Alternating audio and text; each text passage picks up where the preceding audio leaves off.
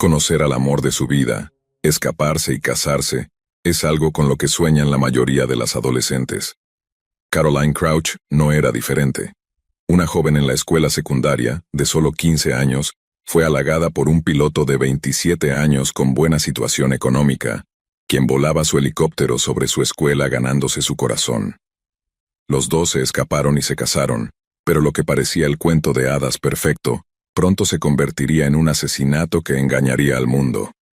El martes 11 de mayo de 2021, a las 4:30 de la madrugada, un hombre llamado Haralambos Anagnostopoulos, también conocido como Babas, fue horriblemente despertado en su cama.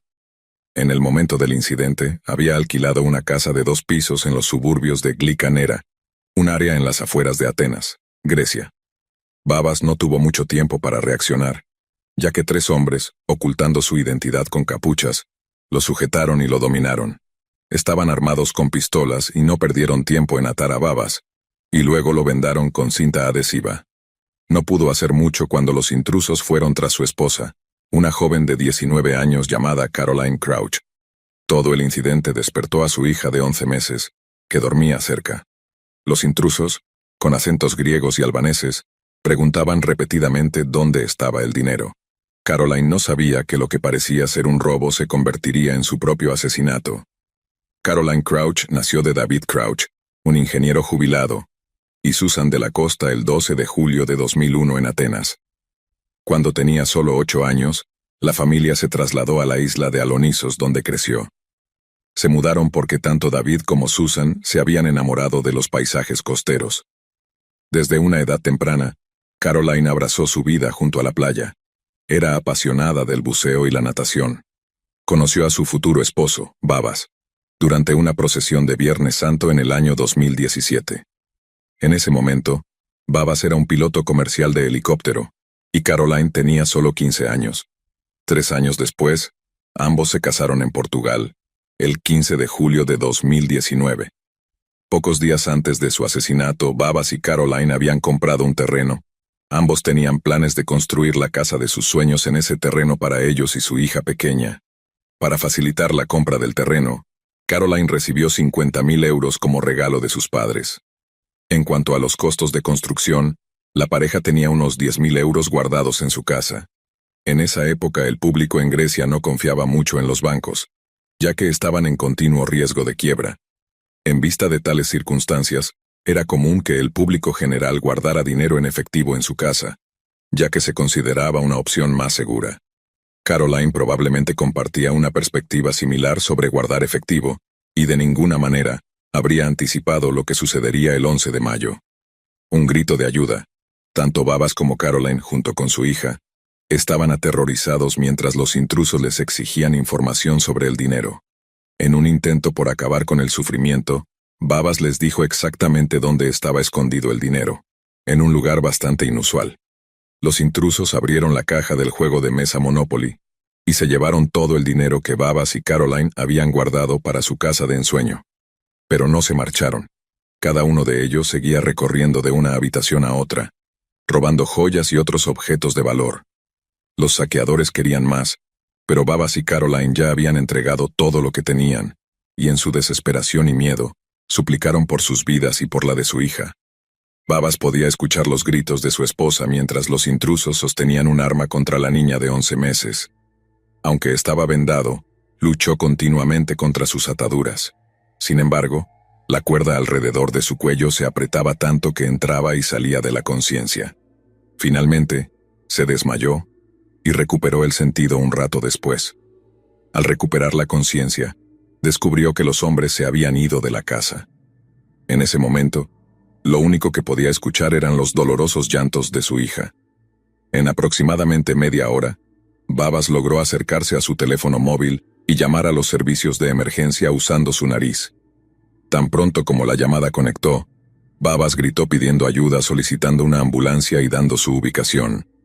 Como tenía cinta adhesiva alrededor de la boca, toda la llamada estuvo llena de palabras amortiguadas.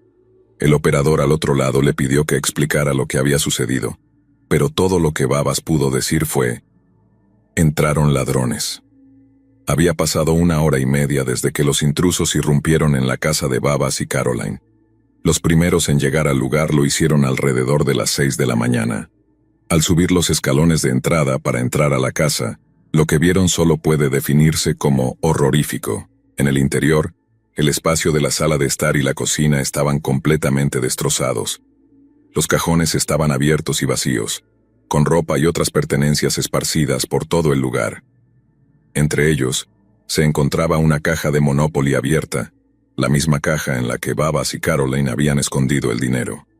Los primeros en responder también encontraron una cámara de seguridad en el sofá de la sala. Parecía que había sido arrancada de las paredes, y su tarjeta de memoria faltaba. Desde la escalera colgaba el cadáver de una cachorra husky blanca y marrón que había sido estrangulada con su propia correa. Babas fue encontrado en el suelo del dormitorio principal, con los ojos y la boca cubiertos con cinta adhesiva que llegaba hasta su cuello, y con sus manos y pies atados detrás de su espalda. En la cama, boca abajo, yacía Caroline Crouch. Su hija pequeña estaba a su lado llorando y aplaudiendo mientras empujaba a su madre en un intento por despertarla. Caroline fue declarada muerta. Su hija, aunque evidentemente angustiada, parecía estar ilesa. Los primeros en llegar rápidamente notaron la piel pálida de Caroline y determinaron que había sido asesinada. Babas entró en un visible estado de shock cuando fue liberado de sus ataduras y vio el cadáver de su esposa, la mujer de la que había estado enamorado durante los últimos 5 años. Los oficiales se apresuraron a garantizar la seguridad de la niña y comenzaron a interrogar a Babas. Basado en su versión de los hechos y en el estado de la escena del crimen, se concluyó la presencia de 4 hombres. Los policías dedujeron que 3 hombres habían entrado en la casa, mientras que el cuarto se quedó vigilando. Interpretaron toda la secuencia de eventos hasta el asesinato y la fuga de la siguiente manera. Primero, los intrusos se acercaron a la casa por un camino de tierra que conducía a la parte trasera. Segundo, no lograron entrar por la puerta trasera y luego quitaron los pasadores de seguridad de una ventana del sótano para ingresar a la casa. Tercero, al entrar en la casa, asesinaron a Roxy, la husky de 7 meses de la familia. El arma homicida. Su propia correa. Cuarto, los 3 hombres entraron al dormitorio principal donde dormían Babas y Caroline.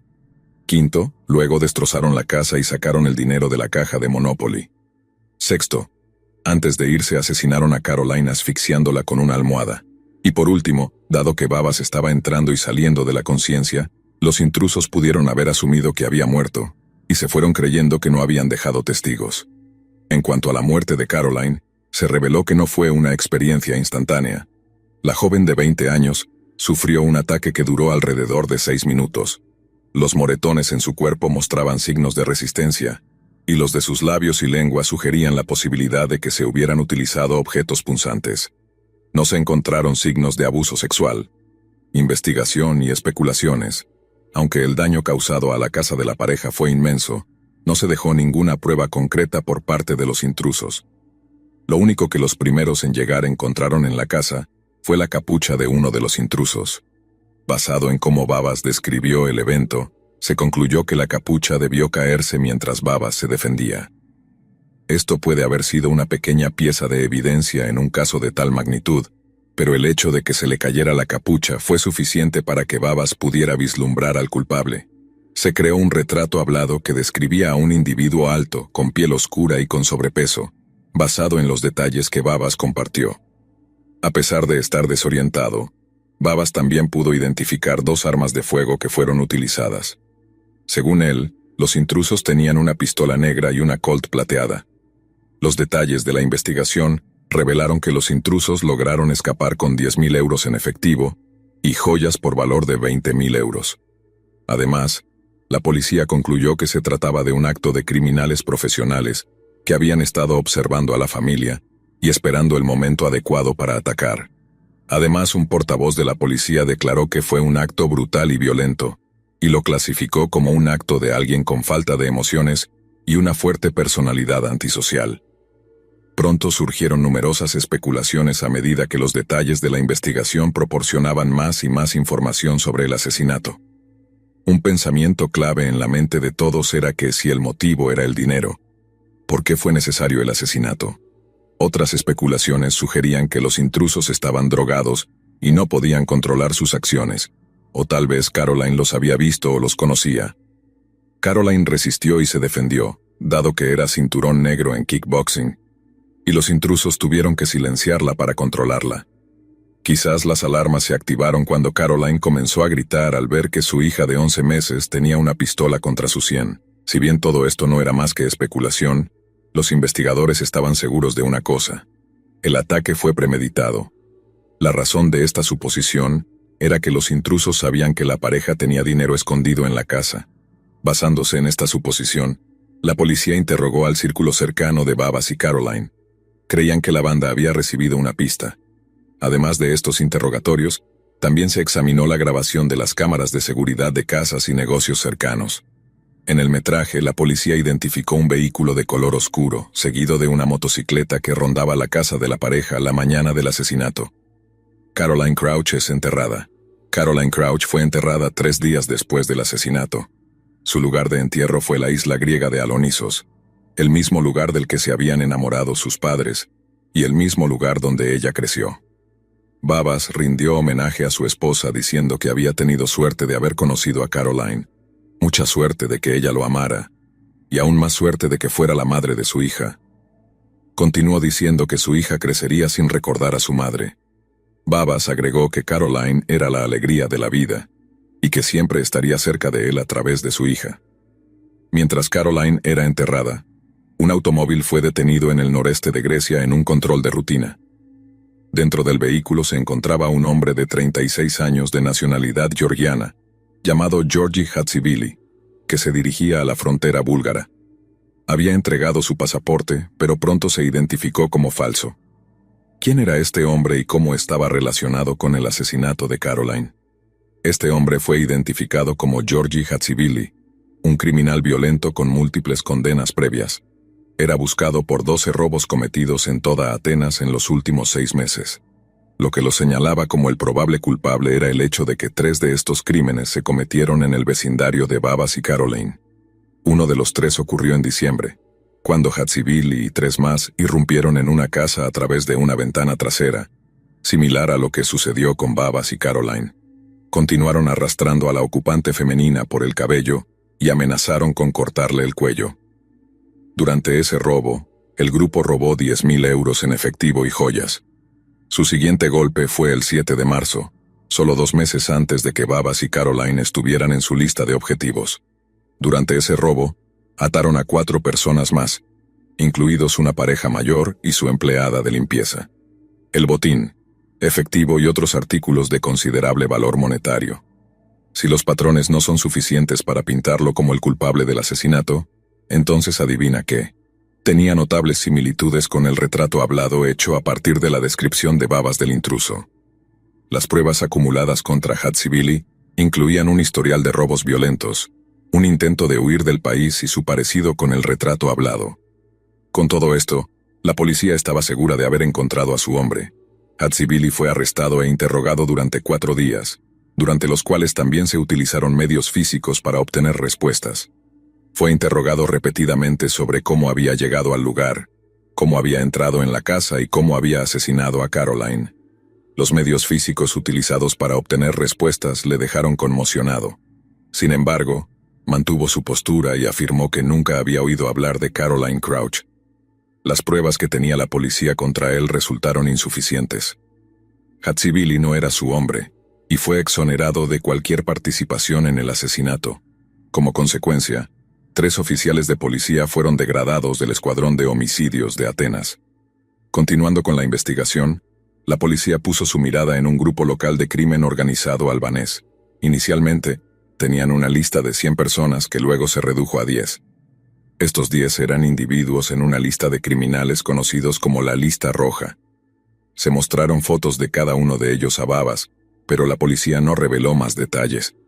El caso estaba tardando más de lo habitual en resolverse, y el público comenzaba a perder la paciencia. Dado que los crímenes por motivos raciales habían aumentado, la información sobre el caso de Caroline era tan escasa que incluso una gran recompensa monetaria quedó sin reclamar. Los residentes de Atenas vivían ahora con miedo, sin saber quién sería la próxima víctima. Los informes de los medios de comunicación de la época citaban a expertos diciendo que este no era un caso ordinario y que, de haberlo sido, ya se habría resuelto.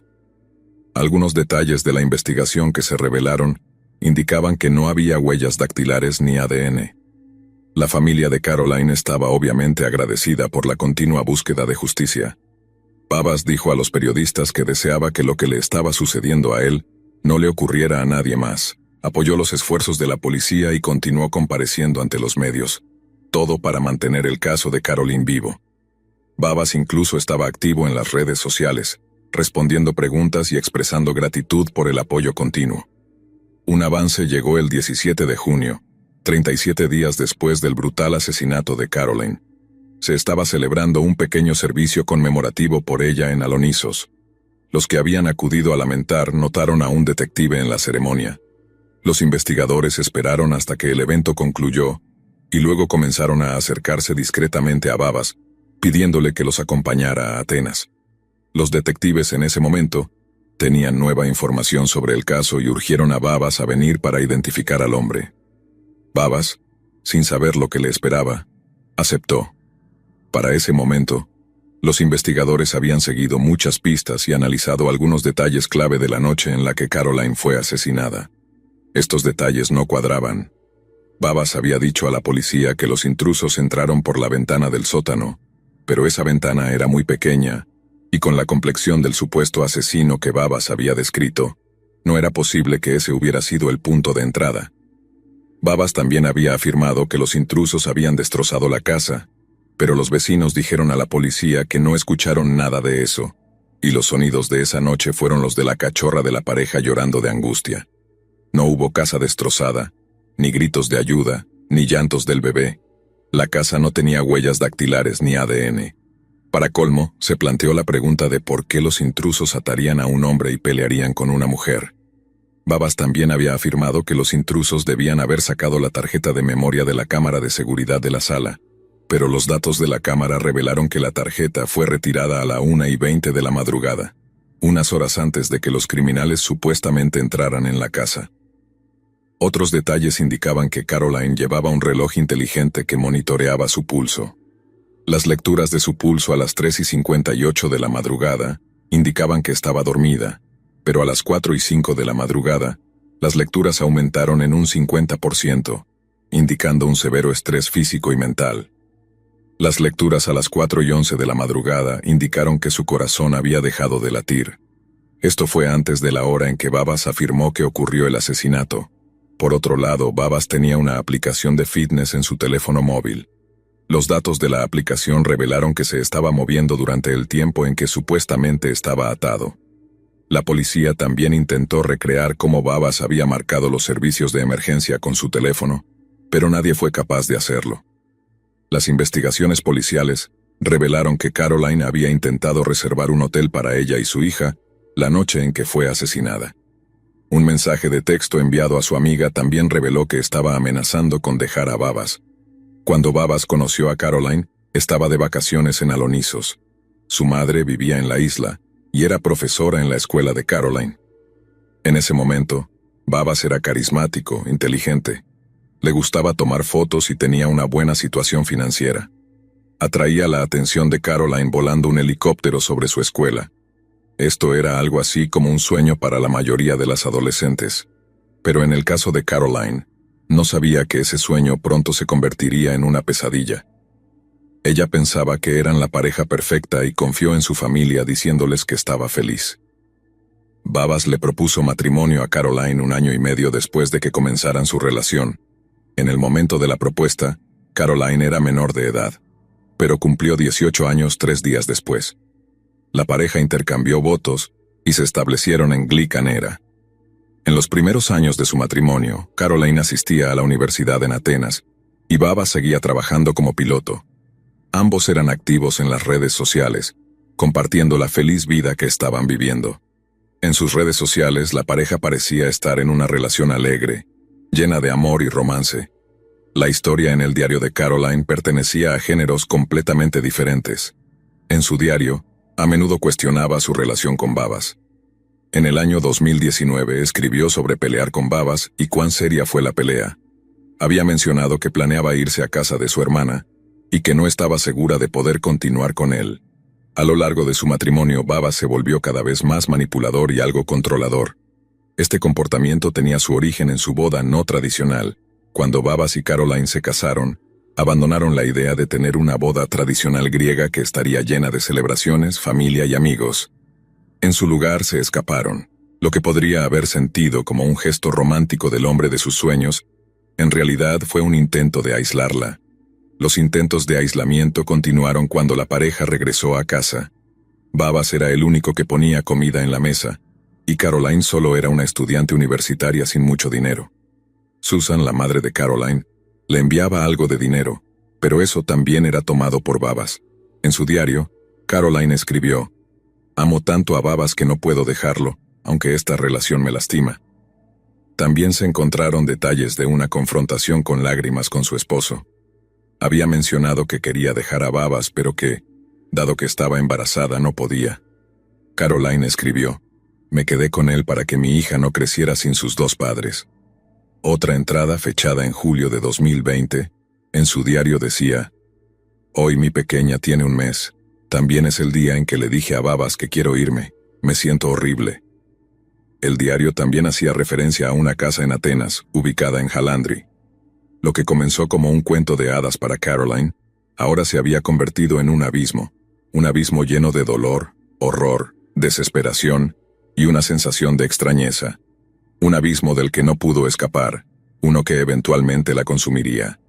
Los registros telefónicos, horas antes de su asesinato, también revelaron mensajes de texto argumentativos y combativos con Babas, mientras los dos estaban en casa juntos, lo que sirvió como testamento de cuán distante y disfuncional se había vuelto la relación.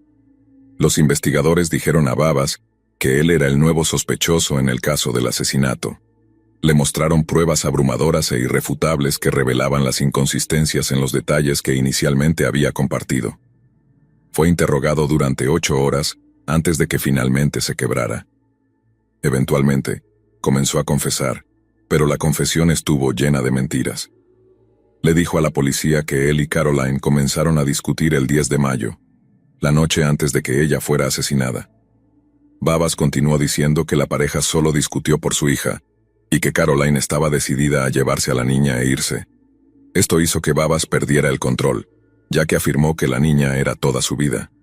Otros detalles de esa noche, según Babas, fueron que Caroline había lanzado a la niña al Moisés y le dijo que se fuera de la casa. Mencionó que Caroline fue quien recurrió al abuso físico y lo empujó y golpeó. Babas añadió que, debido a esto, su juicio se nubló. A partir de ese momento, Babas perdió el control, la estranguló, presionó una almohada sobre su rostro usando todo su peso corporal y la mató. Un asesinato a sangre fría frente a una niña de 11 meses. Mencionó que pensó en deshacerse del cuerpo, pero sabía que eso no sería posible. Poco después se le ocurrió la idea de culpar a otra persona. Escenificó una invasión domiciliaria, y para que pareciera real, incluso mató a Roxy, colocó a su propia hija junto al cadáver de su esposa, y continuó atándose a sí mismo con algunas cuerdas y cinta adhesiva. Mencionó que merecía ser castigado, y que debía una gran disculpa a todos a los que había lastimado. Si bien creía que sus acciones no estaban justificadas, intentó echarle la culpa a Caroline, diciendo que se había vuelto inestable y agresivo después del nacimiento de la única hija de la pareja. Una niña que ahora tendría que crecer sin su madre. Una niña que nunca sabría quién era su madre porque fue brutalmente asesinada por el mismo hombre que alguna vez amó. El caso fue luego denominado como el asesinato que engañó al mundo. Babas se había vuelto tan confiado en salirse con la suya con el asesinato, que no se molestó en destruir pruebas clave. En mayo de 2022, fue acusado y declarado culpable de asesinato premeditado, obstrucción a la justicia, mentira a las autoridades y maltrato animal.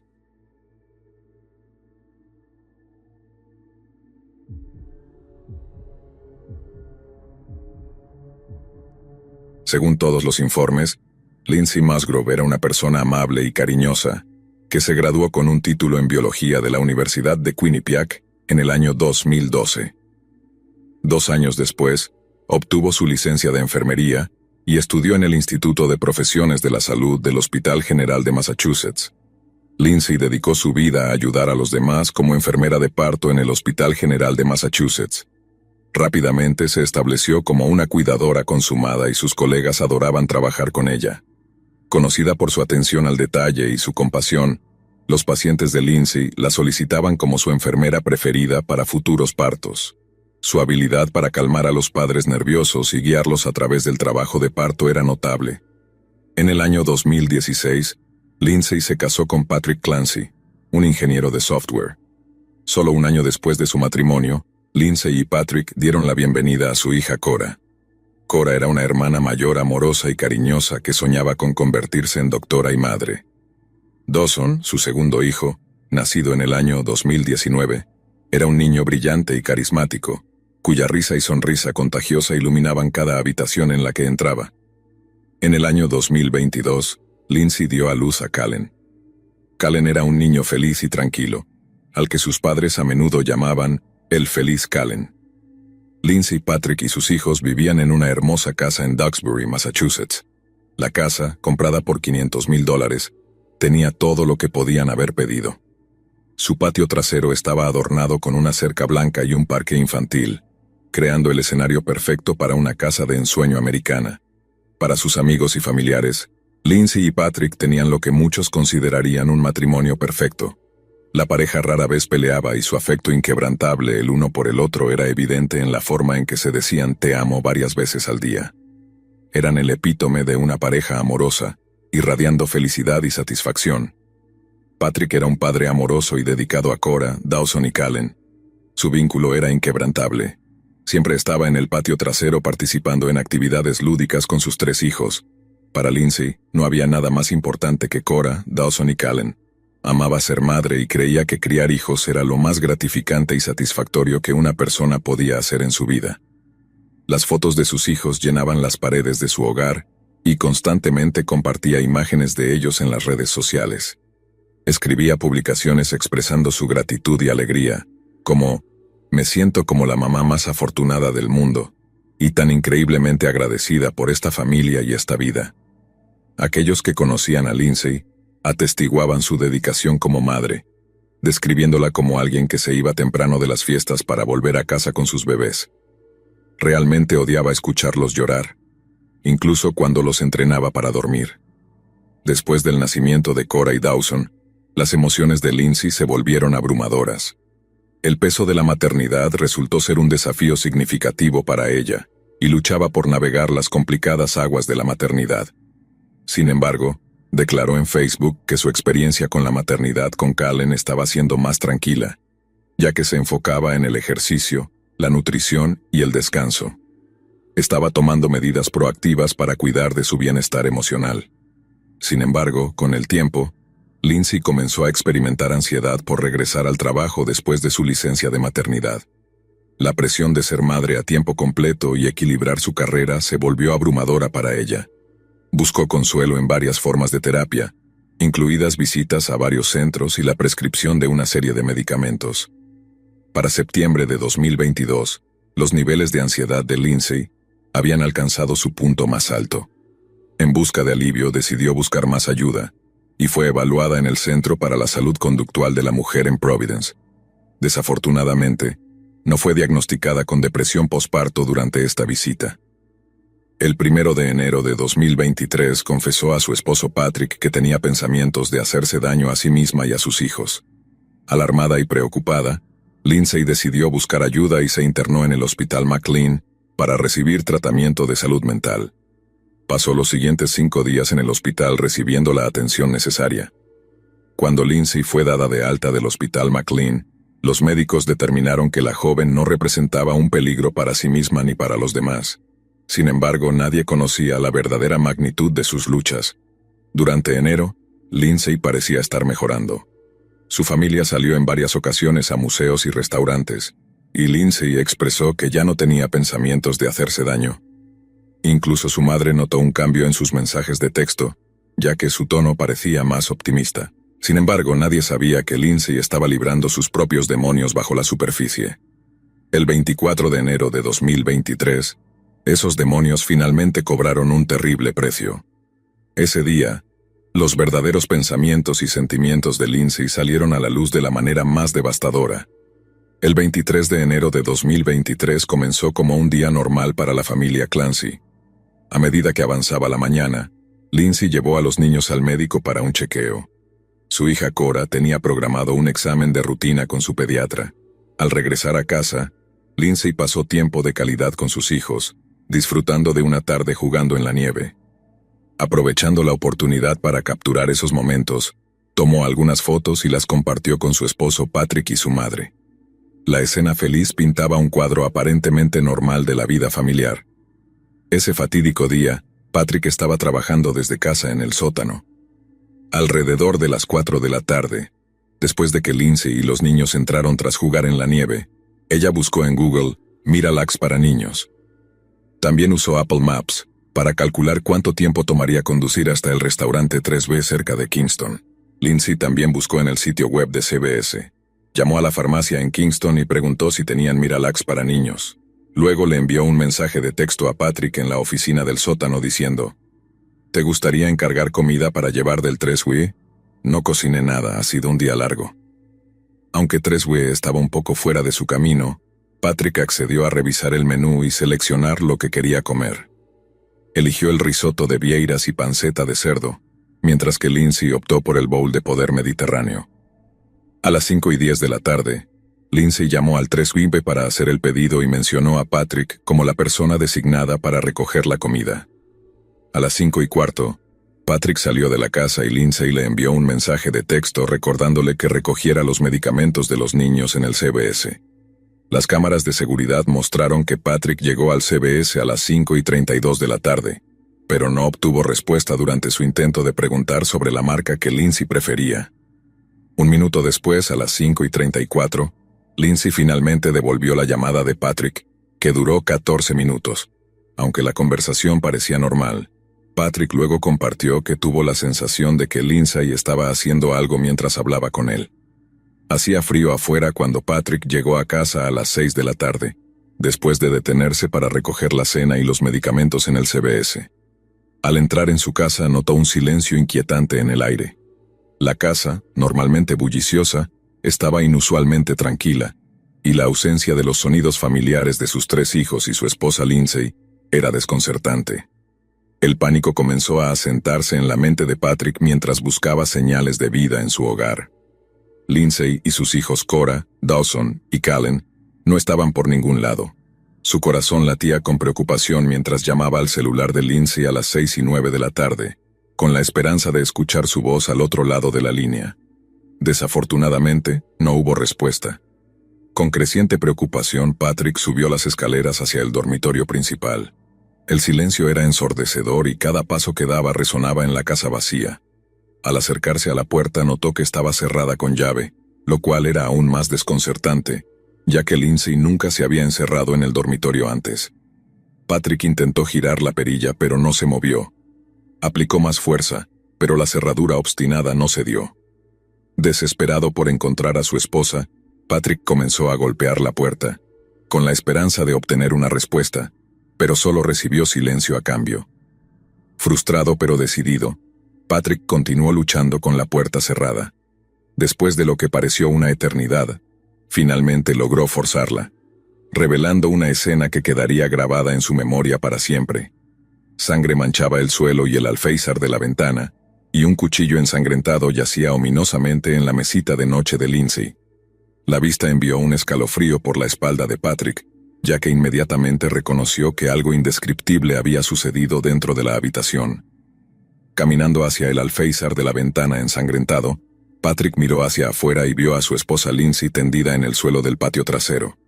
Su corazón latía con miedo mientras marcaba frenéticamente el número de emergencias, corriendo escaleras abajo y hacia el exterior para llegar a Lindsay. Patrick encontró a Lindsay acostada de espaldas en el patio, su cuerpo empapado de sangre. Tenía cortes visibles en el cuello y las muñecas, apenas consciente pero respirando. El pánico lo envolvió mientras trataba desesperadamente de comprender la situación. ¿Qué has hecho?, le preguntó con la voz temblorosa por el miedo. En una voz extraña y distante, Lindsay respondió que había intentado quitarse la vida y que se había lanzado por la ventana. Mientras la mente de Patrick corría llena de confusión y preocupación por el bienestar de sus hijos, tuvo que hacer la pregunta impensable. ¿Dónde estaban sus 3 pequeños? Lindsay respondió fríamente. En el sótano. Patrick permaneció afuera con Lindsay hasta que llegaron los policías y paramédicos, quedándose al teléfono con el operador del 911 todo el tiempo. El operador pudo oír la tensión en la voz de Patrick mientras relataba la sombría situación y permanecía junto a su esposa. Los paramédicos llegaron rápidamente al lugar y comenzaron a evaluar la condición de Lindsay. Trabajaron sin descanso para estabilizarla y proporcionarle la atención médica necesaria. Mientras tanto, los pensamientos de Patrick estaban consumidos por la preocupación por sus hijos. Con los paramédicos ocupados con Lindsay, Patrick decidió buscar a sus hijos, todavía al teléfono con el operador del 911. Caminó de regreso a su hogar, su corazón latiendo con miedo mientras descendía las escaleras hacia el sótano, donde Lindsay había dicho que estaban los niños. Con cada paso Patrick llamó, «Chicos», con la esperanza de que le respondieran. Pero no hubo respuesta. Al llegar al final de la escalera, la atmósfera se volvió tensa y ominosa. El silencio era ensordecedor y una sensación de pavor llenaba el aire. De repente, el operador del 911 escuchó un grito, como si alguien o algo estuviera en agonía. Al entrar en el sótano, Patrick descubrió a sus 3 hijos, Cora, Dawson y Callen, inconscientes en el suelo. Cada uno de los niños tenía una banda de ejercicio fuertemente enrollada alrededor de su cuello. El pánico se apoderó de Patrick cuando inmediatamente pidió ayuda. Suplicaba a sus hijos que despertaran y respiraran, su voz llena de desesperación. Gritaba a los oficiales de policía que estaban arriba ayudando a Lindsay. En cuestión de minutos, los oficiales descendieron las escaleras y fueron testigos de una escena horripilante. 3 niños inocentes, inconscientes e insensibles, yacían inmóviles en el frío suelo. En medio del caos y la confusión, Patrick pronunció las palabras, «Ella mató a los niños», refiriéndose a su esposa Lindsay. Con cada palabra, su desesperación se convirtió en angustia al darse cuenta del alcance del acto inimaginable de su esposa. Cora, su hija de 5 años, y Dawson, su hijo de 3, fueron declarados muertos en el lugar. El bebé Callen, de solo 7 meses, aún estaba vivo, pero sus heridas eran graves. A pesar de los esfuerzos del equipo médico, el pequeño sucumbió a sus heridas varios días después en el hospital, con su padre a su lado, sosteniéndolo en sus brazos mientras daba sus últimos suspiros. Los trágicos eventos que se desarrollaron en menos de 20 minutos habían destruido el mundo de Patrick, dejándolo devastado y desesperado por respuestas. Lindsay, mientras tanto, fue llevada al hospital Brigham and Women's en Boston para ser tratada por las heridas que sufrió al saltar por la ventana y caer más de 6 metros en un intento de quitarse la vida. Fue acusada de 3 cargos de asesinato, 3 cargos de estrangulamiento o asfixia y 3 cargos de agresión y agresión con un arma peligrosa. Días después de que los horribles eventos ocurrieran, Patrick Clancy expresó sus sentimientos en una página de GoFundMe creada para él y su familia. A pesar del dolor y la conmoción inimaginables, mostró amor y perdón hacia su esposa. Sin embargo, admitió que la conmoción y el dolor de todo el calvario eran implacables, dejando a su familia en un estado de profundo dolor. La campaña de GoFundMe, establecida para cubrir los gastos asociados con los funerales de Cora, Dawson y Callen, recibió un generoso apoyo del público. Sin embargo, muchas personas expresaron que, al contribuir a la campaña, estaban financiando efectivamente la defensa de Lindsay, lo que generó controversia y preocupaciones sobre el posible mal uso de los fondos. Los abogados de Lindsay aclararon más tarde que sus honorarios legales no fueron pagados a través de la campaña de GoFundMe. En su lugar fueron sus padres quienes se hicieron responsables de cubrir estos gastos. A pesar de la controversia en torno a la campaña, logró recaudar más de $1 millón. Sin embargo, en ese momento la campaña ya no estaba aceptando donaciones, ya que había alcanzado su objetivo. Durante una breve audiencia celebrada el 3 de febrero de 2023, en el Tribunal de Distrito de Plymouth, un juez concedió una solicitud por parte del abogado de Lindsay para que la policía renunciara a las reglas de seguridad en el hospital Brigham and Women's de Boston, donde Lindsay era paciente. La solicitud se realizó para permitir que un psiquiatra forense la evaluara en busca de síntomas de depresión posparto. Los abogados de Lindsay argumentaron que sus heridas autoinfligidas habían dejado su movilidad extremadamente limitada y que no representaba una amenaza para nadie. El abogado de Lindsay también afirmó que ella había sido víctima de una sobremedicación horrenda de medicamentos recetados. Entre los medicamentos enumerados por su abogado estaban Klonopin, Valium, Ativan, Zoloft, amitriptilina, mirtazapina, Prozac, estabilizadores del estado de ánimo como la Mictal y Seroquel, así como buspirona, hidroxicina y Ambien. Se le habían recetado un total de 13 medicamentos en el transcurso de 4 meses para el tratamiento de trastornos del estado de ánimo, ansiedad y psicosis. Según los abogados de Lindsay, uno de los efectos secundarios de la sobremedicación con estos medicamentos era la intención suicida y homicida. El abogado creía que era necesaria una evaluación exhaustiva por parte de un psiquiatra forense para determinar el alcance de sus síntomas y los posibles riesgos asociados con su régimen de medicación. El fiscal del condado de Plymouth pintó un vívido cuadro de las acciones de Lindsay, alegando que actuó con extrema atrocidad y crueldad, desafiando la afirmación de la defensa de que su condición mental posparto y los medicamentos recetados jugaron un papel en sus actos homicidas. Durante los procedimientos judiciales, Lindsay permaneció sentada en silencio en una habitación del hospital, observando atentamente a través de un monitor mientras los detalles de este trágico caso se desarrollaban en el tribunal. Se presentó una declaración de inocencia en nombre de Lindsay. Cuando Lindsay Clancy cometió el atroz acto de asesinar a sus 3 hijos, cometió filicidio, el acto deliberado de matar a los propios descendientes. Según el Dr. Philip Resnick, un psiquiatra especializado en el área del filicidio, existen 5 razones principales por las que un padre podría cometer este acto. Un motivo sorprendente detrás del filicidio es el sentido de altruismo. En algunos casos, los padres pueden sentir que al poner fin a la vida de sus hijos, los están liberando del sufrimiento o previniendo un futuro trágico. Este motivo es difícil de entender, ya que va en contra del instinto natural de los padres de proteger y cuidar. Otra posible razón para el filicidio es la psicosis aguda.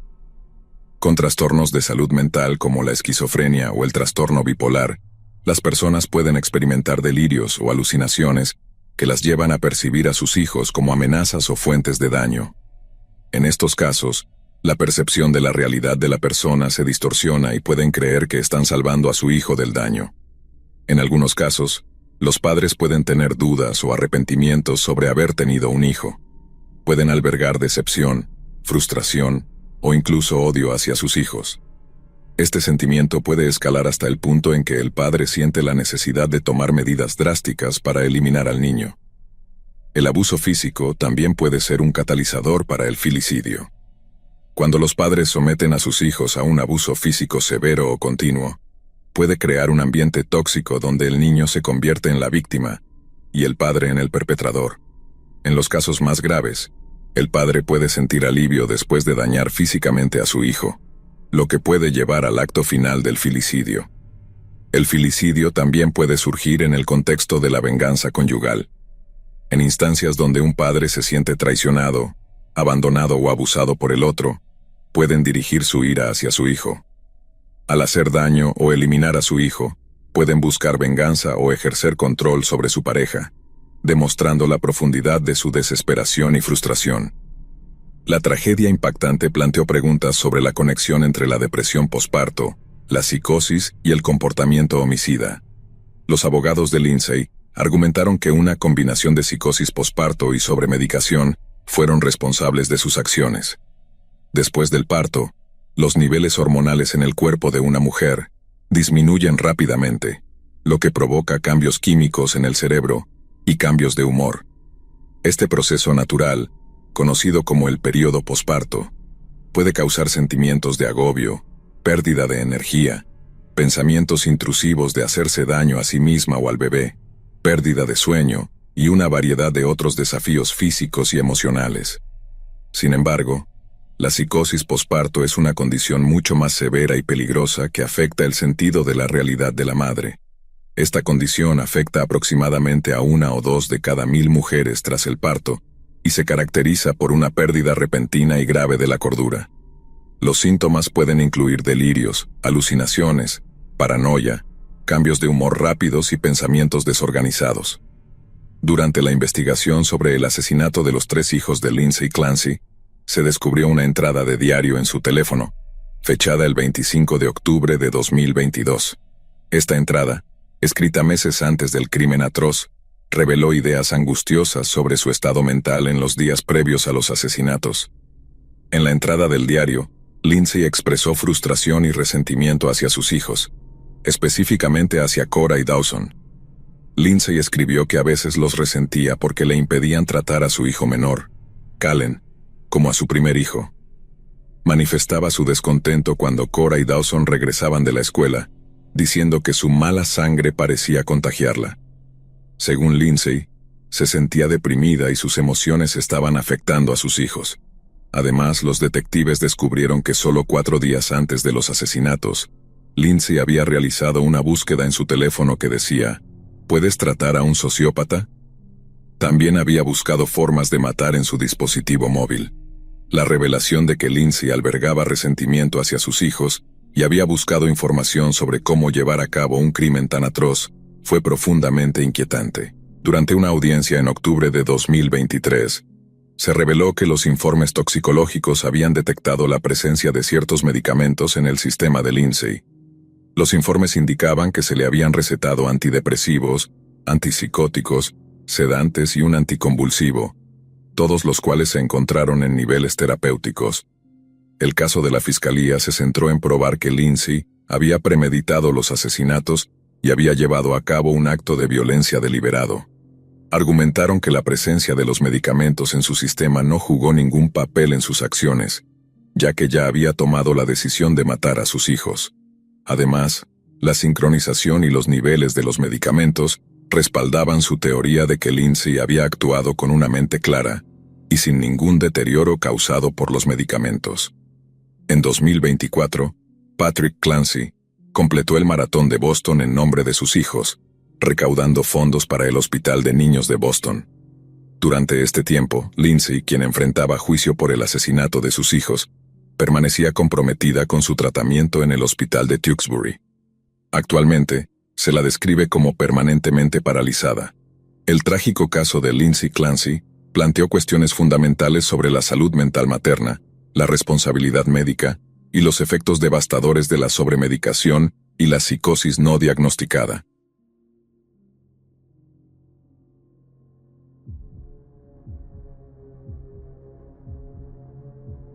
La desaparición de Mike Williams en el lago Seminole dejó a la nación en estado de shock y desconcierto. Las misteriosas circunstancias que rodearon su desaparición permanecieron sin resolver durante años, sin dejar pistas ni indicios de lo que había sucedido. Sin pistas ni indicios, el caso parecía destinado a permanecer sin resolver indefinidamente. Sin embargo, la verdad finalmente se reveló en un giro impactante de los acontecimientos, dejando a todos incrédulos. Mike Williams era un hombre lleno de vida y destinado a grandes cosas. Nació como Jerry Michael Williams, pero era conocido como Michael o Mike. Creció al norte de Tallahassee, Florida. Sus padres sacrificaron mucho para asegurarse de que él y su hermano tuvieran la oportunidad de asistir a la North Florida Christian High School, una prestigiosa escuela privada. Mientras estaba en la escuela secundaria, Mike prosperó. Participó activamente en el consejo estudiantil y jugó al fútbol.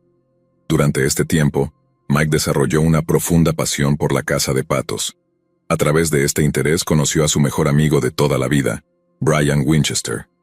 Otra persona que entró en la vida de Mike en la escuela secundaria fue Denise Morell. Denise solía decir a la gente que sabía que quería casarse con él desde el momento en que lo conoció. Su relación floreció y se volvieron inseparables.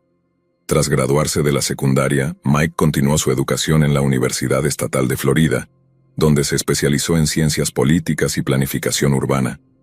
A pesar de sus compromisos académicos, Mike siempre encontraba tiempo para Denise, y su amor mutuo solo se hacía más fuerte con cada día que pasaba. Mike emprendió una exitosa carrera profesional. Un grupo de tasación lo contrató como tasador de propiedades. Los dueños de la compañía elogiaron a Mike por su arduo trabajo y dedicación, afirmando que era el hombre más trabajador que habían conocido. El 17 de diciembre de 1994, Mike se casó con su novia de la secundaria, Denise Morell, en una hermosa ceremonia de boda. 4 años después, Mike y Denise dieron la bienvenida a su hija al mundo. Mike era un padre increíblemente devoto, obsesionado con su pequeña niña. A medida que pasaban los años, Mike comenzó a pensar en el futuro. Le dijo a su madre y a su hermano que él y Denise querían ampliar su familia. Tenían grandes planes para ir de vacaciones a Hawái, viajar a Jamaica por trabajo y construir una base sólida para su familia en crecimiento.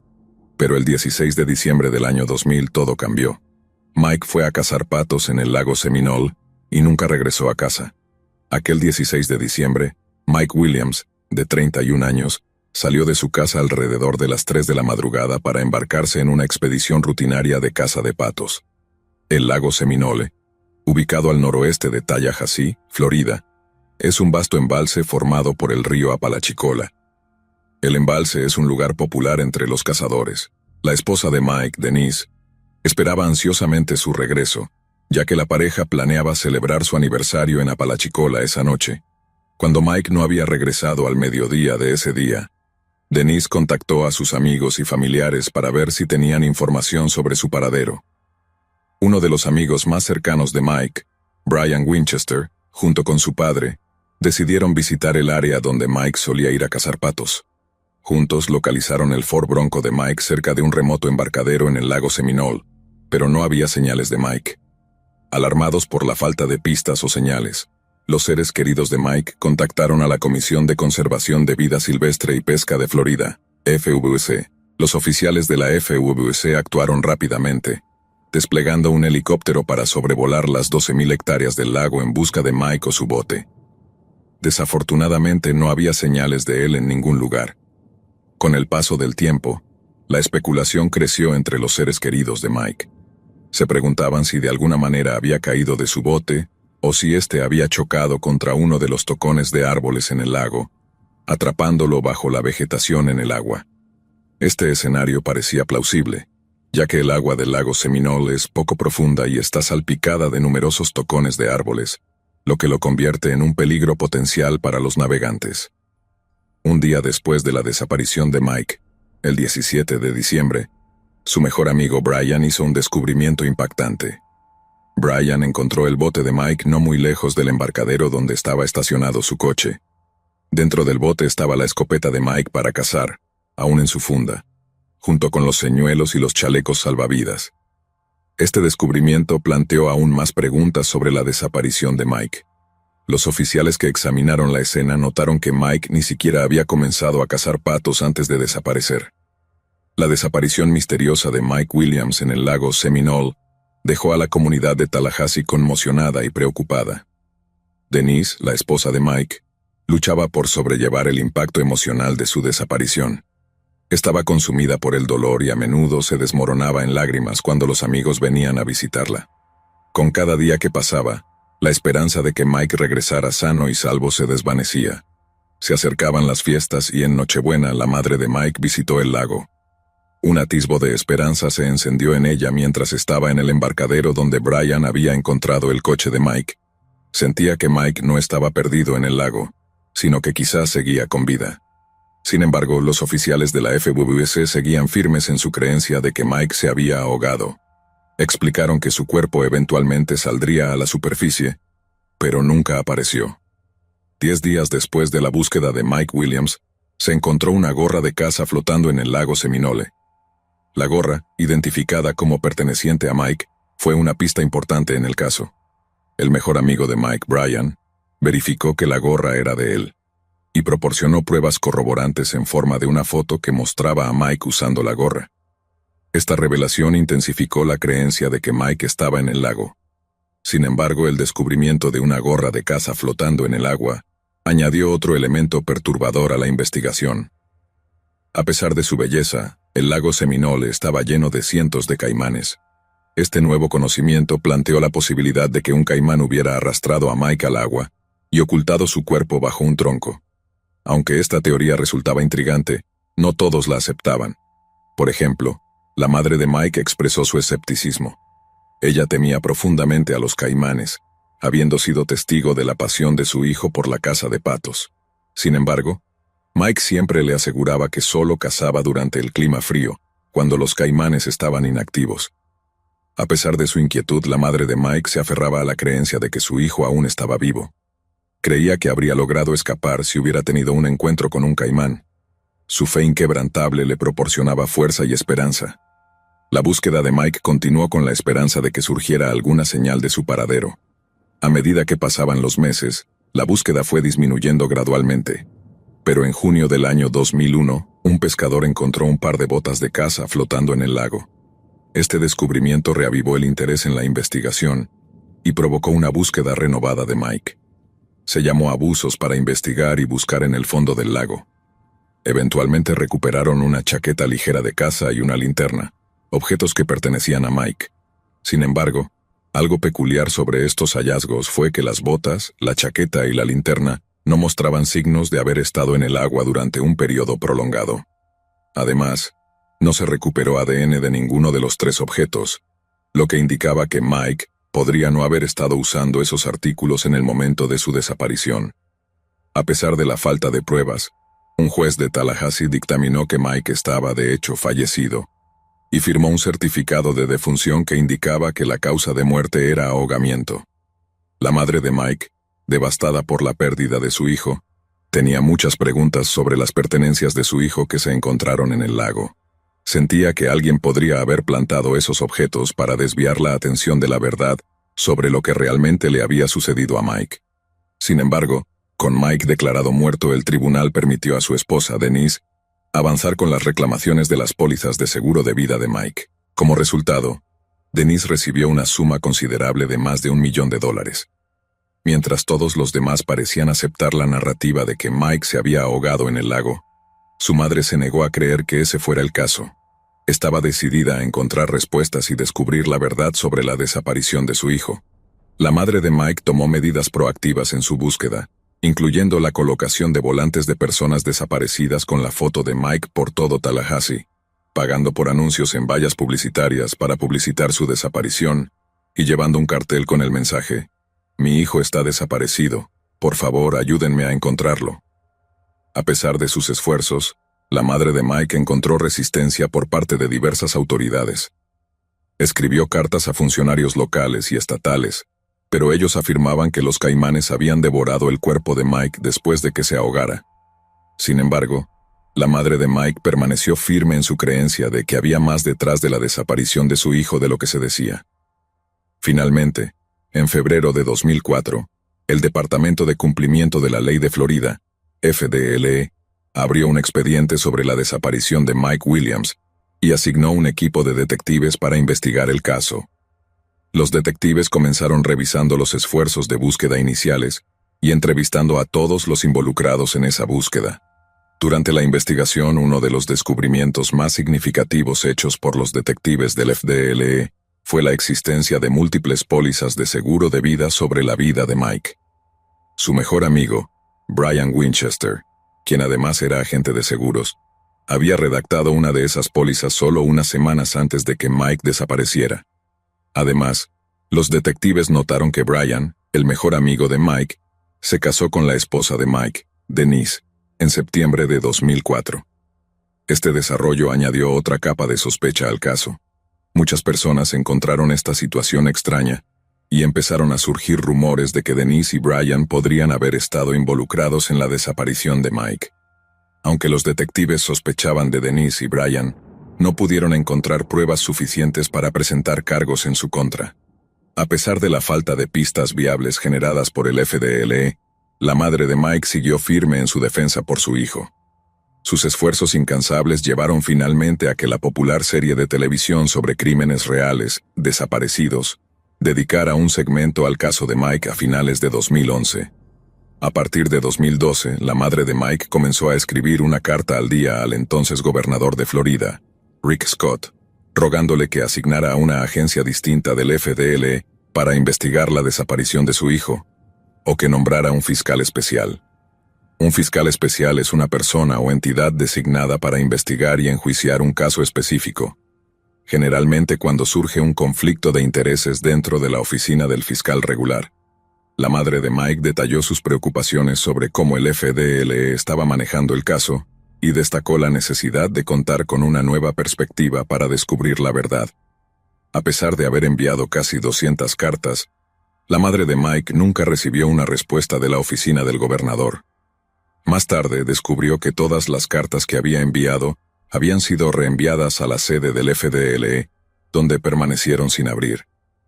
Este descubrimiento enfureció a la madre de Mike, ya que sentía que nadie estaba tomando en serio sus preocupaciones, ni mostrando interés en encontrar a su hijo. En 2011, surgió otra pista en la búsqueda de Mike Williams. Una autoproclamada vidente y perfiladora forense revisó el caso e identificó una posible ubicación del cuerpo de Mike. Proporcionó a los investigadores las coordenadas de otro embarcadero en el condado de Wakulla. Se utilizaron perros rastreadores para olfatear la zona, pero no se encontró ninguna evidencia. A pesar de la falta de pruebas, la vidente creía que estaban avanzando en la dirección correcta. Sin embargo, según las autoridades estatales, en 2011 la vidente no encontró ninguna prueba adicional que justificara una mayor investigación. No obstante, en 2012, la viuda de Mike, Denise, se separó de su entonces esposo, el mejor amigo de Mike, Brian Winchester. A medida que el matrimonio de Denise y Brian se desmoronaba, un secreto largamente guardado comenzó a salir a la luz, arrojando luz sobre lo que realmente sucedió con Mike en el lago Seminole, casi una década antes. Denise presentó la demanda de divorcio contra Brian en 2015. Los procedimientos del divorcio fueron difíciles, con Denise y Brian expresando frustración y decepción. Sin embargo, fue la adicción al sexo de Brian lo que finalmente llevó a la disolución de su matrimonio. Denise alegó que no podía tolerar más la constante infidelidad y buscó el divorcio para poner fin al tormento. En agosto de 2016, un año después de que Denise presentara la demanda de divorcio, Brian tomó el asunto en sus propias manos. Denise no sabía que Brian la había seguido mientras ella se dirigía a trabajar en la Universidad Estatal de Florida. Mientras hablaba por teléfono con su hermana, Denise se percató de que Brian se había colado en el asiento trasero de su coche. El pánico se apoderó de ella al darse cuenta de que estaba siendo secuestrada. Sin dudarlo, Brian le quitó el teléfono y le ordenó que condujera. Denise dudó al principio, sin querer cumplir con sus demandas, pero cuando Brian sacó un arma de fuego, rápidamente se dio cuenta de que tenía pocas opciones y comenzó a conducir. Denise obedeció las instrucciones, esperando que la situación se resolviera por sí sola. Según Denise, Brian justificó sus acciones diciendo que no tenía otra opción.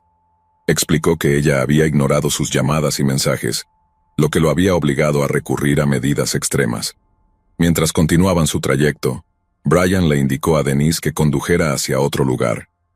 Sin embargo, en lugar de seguir sus demandas habituales, Denise tomó la decisión de detenerse en el estacionamiento de una farmacia, sabiendo que era un lugar seguro y público. Dentro del estacionamiento, Denise y Brian mantuvieron una tensa conversación. Brian expresó su desesperanza y angustia, afirmando que no tenía nada por lo que vivir si se divorciaban. Aseguró a Denise que no quería hacerle daño de ninguna manera. Denise escuchó atentamente las palabras de Brian, intentando calmarlo y comprender su estado mental. Le aseguró que se preocupaba por él y que quería ayudarlo en lo que fuera posible. A medida que la conversación avanzaba y Brian se calmaba, Denise accedió a llevarlo hasta donde había dejado su camioneta en un parque cercano. Antes de salir del coche de Denise, Brian sacó una sábana de color beige, una cubierta plástica, una botella de spray de lejía y varias herramientas del vehículo de Denise. A pesar de que Brian afirmaba no tener intención de hacerle daño, Denise sintió que él tenía un plan diferente en mente para ella. Aunque Denise le prometió a Brian que no iría a la policía, tan pronto como él desapareció de su vista, ella condujo inmediatamente hacia el departamento del alguacil. Brian fue arrestado poco después y acusado de secuestro, robo armado y agresión doméstica. Denise solicitó una orden de protección, informando a la corte que temía por su vida y la de su hija. Como resultado, se ordenó que Brian fuera retenido sin derecho a fianza. El 19 de diciembre de 2017, Brian fue sentenciado a 20 años de prisión y a 15 años de libertad condicional. Durante la audiencia de Brian Winchester, la desaparición de Mike Williams no fue un tema abordado. Sin embargo, detrás de escena, había muchos movimientos en marcha, ya que Brian Winchester había hecho un trato con los detectives 2 meses antes. Había acordado proporcionar información sobre lo que realmente sucedió con Mike Williams el 16 de diciembre del año 2000, en el lago Seminole, a cambio de inmunidad ante los cargos relacionados con la desaparición de Mike. En una entrevista grabada, Brian confesó a los detectives que había comenzado una relación extramarital con Denise el 13 de octubre de 1997, a espaldas de ambos, tanto de su esposa como de Mike. Según Brian, Denise había dejado claro desde el principio que nunca se divorciaría de Mike. Los detectives supieron que para Denise era de suma importancia mantener las apariencias, y un divorcio sería una mancha significativa en su impecable reputación. Sin embargo, aunque Denise quería estar con Brian, se negaba a dejar su matrimonio con Mike de manera legal. Como resultado, Brian declaró que Denise comenzó a discutir la idea de matar a Mike y hacer que pareciera un accidente. Este plan le permitiría continuar su relación con Brian mientras mantenía su imagen pública intacta. Denise quería deshacerse de Mike, y también quería eliminar a la esposa de Brian. No obstante, Brian negó haber tenido intención alguna de matar a su primera esposa, la madre de sus hijos. En lugar de eso, solicitó el divorcio.